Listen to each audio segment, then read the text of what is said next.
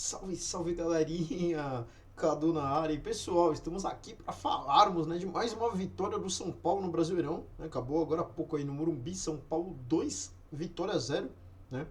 Quinta vitória consecutiva do São Paulo, né? Um time que não ganhava do Mirassol, porque o Mirassol tinha muito mais time, né? Segundo alguns entendidos do jornalismo, né? Do nosso excelente jornalismo esportivo do país, né, pessoal? Mas enfim, cara, impressionante, né?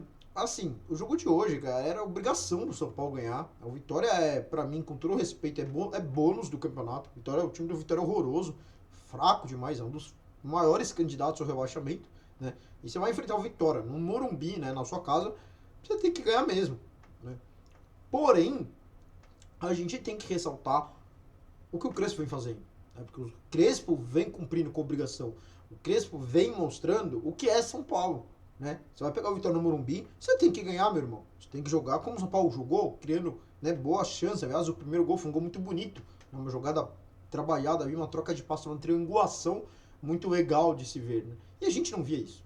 A gente não via diante do Mirassol, diante do Vasco, diante, cara, de um monte de times aí que, cara, cada um tinha um, né, uma justificativa diferente. Ah, porque o Mirassol estava embalado, ah, porque o Ceará jogou bem, ah, porque o Fulano isso, ah, porque o Fortaleza, mesmo em crise, é um time chato, ah, vocês entenderam? E aí agora não. Agora não. Agora a gente tá vendo o São Paulo sendo São Paulo. A gente tá vendo o São Paulo pontuando, né? O São Paulo já tá em sexto no campeonato. Bem verdade que tem muitos times com jogos a menos, né? Alguns times até com 3 jogos a menos. Né? Provavelmente o São Paulo vai ter uma queda, até porque eu falei aqui no canal, eu não escondo nada de ninguém. Né? O déficit que o Zubeldia deixou no São Paulo é gigantesco, cara. É gigantesco, né? Assim, o trabalho do Zubeldia foi o pior que eu vi na minha vida. Eu sempre vou cravar, eu sempre vou falar isso aqui, porque, cara, me incomodou demais o Zubeldia.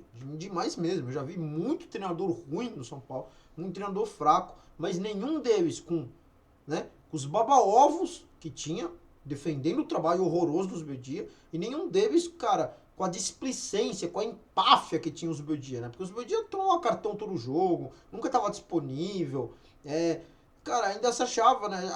Dava entrevista totalmente fora da realidade, como se, puta, eu estivesse fazendo um baita de um trabalho bom pra cacete, né? Aí você ia ver o youtuber, alguns youtubers também defendia, aí você ia, putz, ver o jornalista defendia, e, cara, é assim, foi algo surreal. A gente viu algo surreal. Agora não. Agora a gente tá vivendo o que é São Paulo, né? São Paulo tem o maior time do mundo? Longe disso, tá cheio de naba. E o André Silva, né? Pelo amor de Deus, cara, um 9 fraquíssimo. Então, o André Silva é um 9 fraquíssimo. Não tem nível de São Paulo, cara. Não tem um mínimo nível de São Paulo. Mas a gente tem jogadores que jogam muito bem, né? Que ao meu ver são o Lucas, que voltou hoje, finalmente, né? Aí, depois de trocentos meses parado. Tem o Luciano, que pra mim joga muito bem, tem o Ferreirinha. E a gente tem alguns jogadores que não jogam tão bem, não acho que tem tanto valor assim como um jogador, mas que nas mãos de um treinador, pra mim são jogadores ok, são jogadores que podem sim ter uma curva acima, né, do esperado. Como o caso do Bobadilla. Né? O Bobadilla vinha jogando pessimamente, era um jogador a menos nas mãos do Zubeldia, nas mãos do Crespo vem sendo um jogador útil. Né? E hoje é dele o gol do São Paulo, o primeiro gol, né? Na jogada ali, trabalhada pela direita, né? O Ferreirinha, que toca acho, o Rodriguinho, né? O Rodriguinho passa assim em profundidade, rola para trás e o Bobadilla chega batendo a bola, ainda desvia aí no marcador do Vitória. 1 a 0 São Paulo. Outro jogador que eu acho que tem muito, que pode produzir, é o Enzo. Né? O Enzo hoje não, achei que não jogou tão bem assim, mas é um jogador ok. Né? Eu vejo muita gente falando, cara, que o Enzo, meu Deus do céu. Cara, desculpa, eu acho que é um jogador bem ok pro São Paulo ter. Sabe, o São Paulo não vai ter 11 craques, galera. O São Paulo não vai. A gente não tá na Premier League, né? O São Paulo vai lá, puta, eu quero esse lateral esquerdo aqui, ou chega aqui o Alexander Arnold, né? Aí eu quero aqui, eu quero esse fulano, aí pra mim, tipo, não, não é, cara. Entendeu? Não é. São Paulo pra mim, tá? Existem algumas posições chaves, né? E aliás a gente já vai falar de uma delas que, cara, que maravilha, senhor. Obrigado, Deus, tá? Já deixa o seu like, cara. Obrigado, Deus. Jandrei foi embora, cara. Jandrei foi embora, foi pro Juventude. Juventude já ia cair, tá? Já ia cair de qualquer jeito. Mas agora, meu amigo, agora o Juventude se implodiu, tá? O Juventude fez que nem aconteceu com o Submarino, que foi visitar o Titanic, ó. Ele trazendo o Jandrei pro clube dele, ele se implodiu. tá? E aí já era, filho. Você já tá na merda, né? Já tá na merda, já tá lutando contra o rebaixamento. Seu time já é fraco pra burro. Você ainda me traz o Jandrei, cara. Assim, entendeu? Mas pro São Paulo, graças a Deus. Tá? O São Paulo vai pagar metade do salário do Jandrei, porque o Jandrei ganha muito, né? Ganha 300 mil, se não me engano. Então o Juventude não tem como marcar com tudo isso. O São Paulo vai pagar metade do salário, né? Aí é culpa de quem contratou, né? Não tem o que fazer. Mas, pra ver o Jandrei embora, meu amigo, eu pago. Cara, pro São Paulo pagar 600 mil pro Jandrei jogar na Juventude, ainda valeria a pena, tá? Só do fato de não ter o Jandrei no São Paulo vale muito a pena. Porque o Jandrei prejudicou o São Paulo de N formas. Em N jogos. Todos os jogos que ele entrou. Se não me engano, ele entrou em 70 jogos, tomou 73 gols. Tá? Ele tem mais gols sofridos do que jogos entrados. Então, assim, todo jogo que ele entrou, ele foi braço curto. Todo jogo que ele entrou, ele tomou gol. Todo jogo que entrou, ele foi péssimo. Então, graças a Deus, o Jandrei foi embora, né? E por que eu estou falando isso com essa alegria, né? Porque, cara, o goleiro é uma das posições chaves, tá? Você não vai ter 11 craques no seu time, né? Então, assim, você tem que escolher as posições que você vai ter um jogador melhor.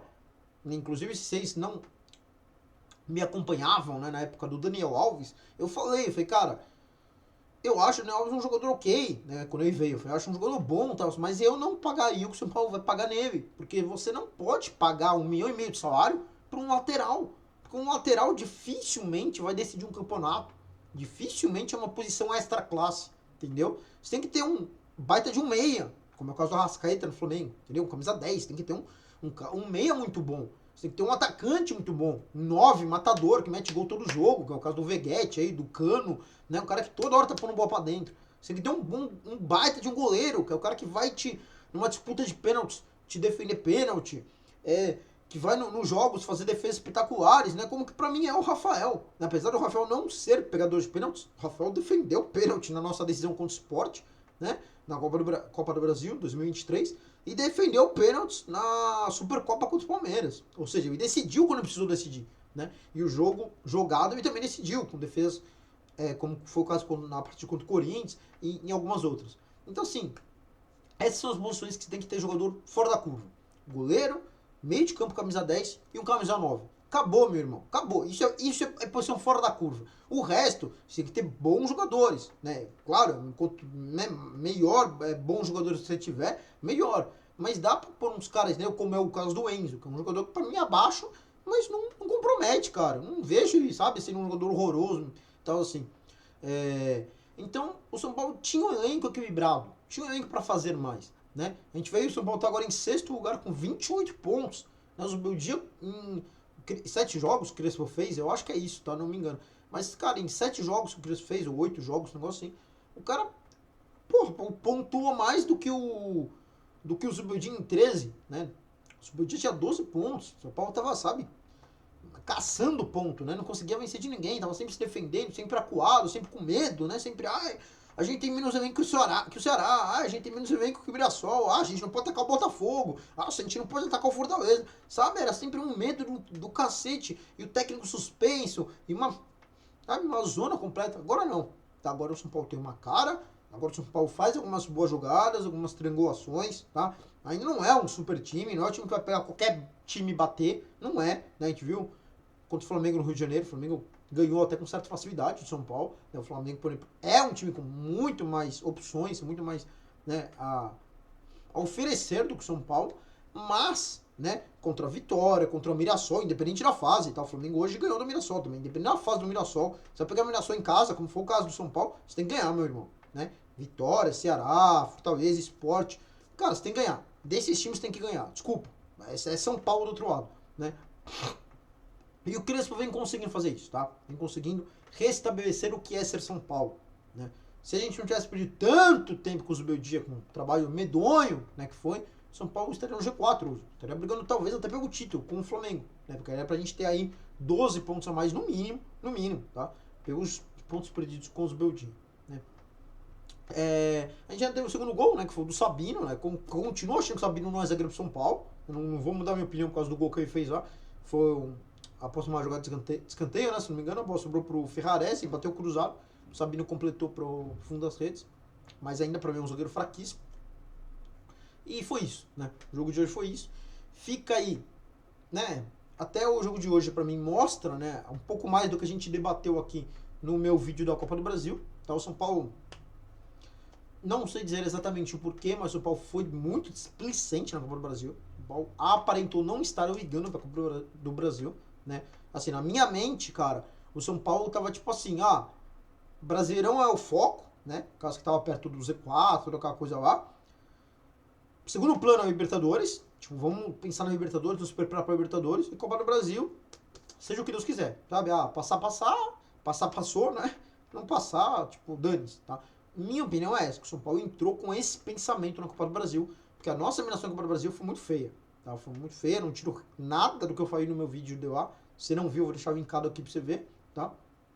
Fomos eliminados por um time de Série B, tá? Por um time fraquíssimo, que é o time do Atlético Paranaense, e fomos eliminados desdenhando da competição. Né? Com o Jandrei no gol, com o Jandrei indo bater pênalti, com o Sabrino abrindo cobrança de pênalti. Assim, cara, na zoeira total, tá? Na zoeira total.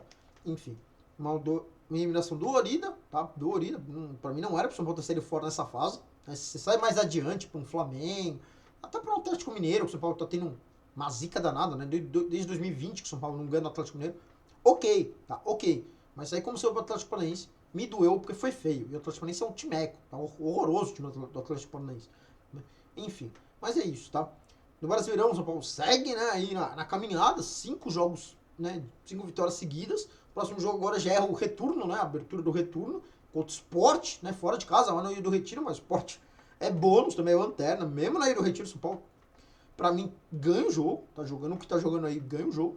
E é isso. Aí vamos ver até onde o São Paulo vai conseguir ir com essa série de vitórias aí. E eu acho que Z4 já, o Crespo em pouquíssimo tempo conseguiu se superar, né, e afastar aí esse medo do Z4, tá? Para mim o São Paulo já tá bem tranquilo em relação a isso daí, já dá para pensar em coisas maiores no campeonato, beleza? Mas é isso, esquece seu like, deixa seu comentário, é muito importante, quero saber a sua opinião. Tamo junto e vamos tricolor.